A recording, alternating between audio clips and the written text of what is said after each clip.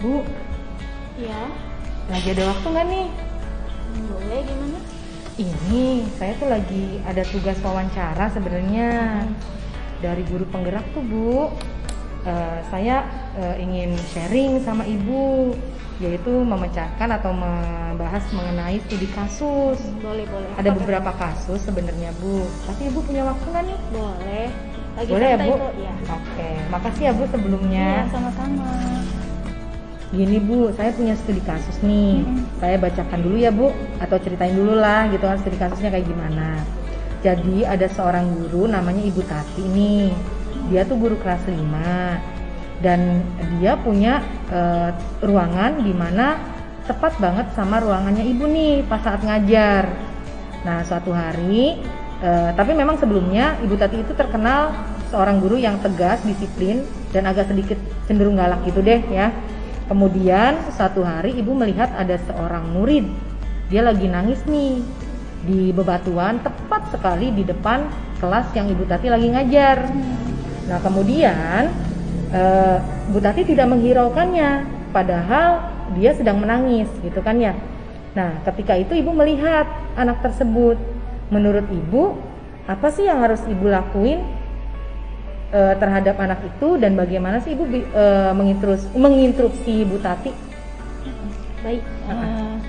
Kalau menurut saya pribadi, yang pertama saya akan mendekati anak itu terlebih dahulu, menanyakan kenapa bisa seperti itu, apakah dia sedang dihukum atau tidak, kemudian ada yang terluka atau tidak, apa alasannya dia sampai menangis dan lain sebagainya seperti itu. Nah, untuk memberikan interupsi secara langsung sudah jelas pasti tidak bisa.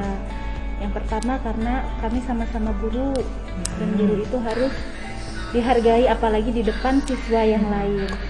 Mungkin nanti saya akan bertemu dengan Ibu Tati di waktu yang lain dan dimana pada saat itu tidak ada guru yang lain juga, menanyakan kenapa bisa terjadi seperti itu dan lain sebagainya.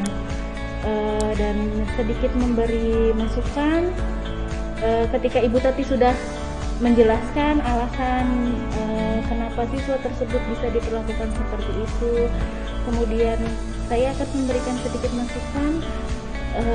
Tegas dan disiplin di dalam kelas itu baik, tetapi tidak mesti memberikan perlakuan yang anggap sajalah itu seperti berlebihan.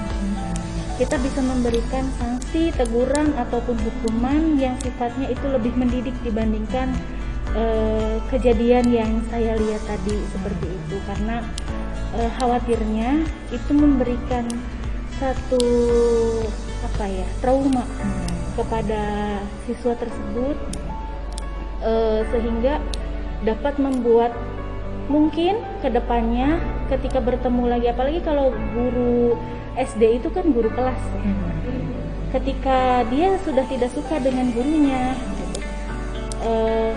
sama mata pelajaran atau materi apapun yang diberikan itu akan menolak seperti itu. Jadi lebih baik memberikan sanksi, hukuman atau apapun itu dalam bentuk sesuatu hal yang mendidik, misalnya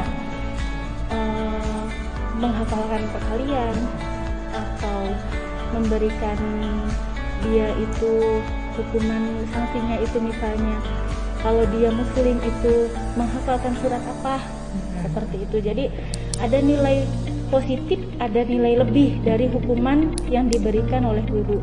Dia bisa sedikit ada jerak, tidak melakukan hal yang sama, tapi dia juga dapat memetik hasil yang dimana kita memberikan hukuman. Seperti itu mungkin kalau saya. Bu, boleh tahu nggak Bu sebenarnya kenapa sih alasan Ibu mendekati anak yang sedang menangis itu? Kenapa Ibu mendekati anak yang sedang menangis itu? Gitu? Alasannya kenapa? Yang pertama, ya kita sebagai guru, jelas kita sebagai orang tua juga di sekolah.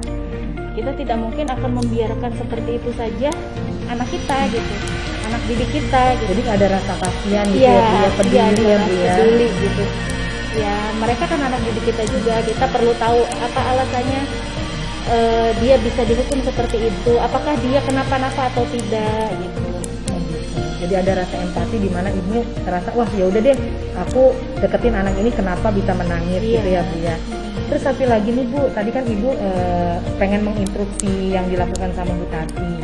Jadi menurut ibu tadi saya paparkan kembali bahwa ibu akan mengajak Bu Tati ya di ruangan lain Di maksudnya. ruangan lain Dan tidak saat itu juga.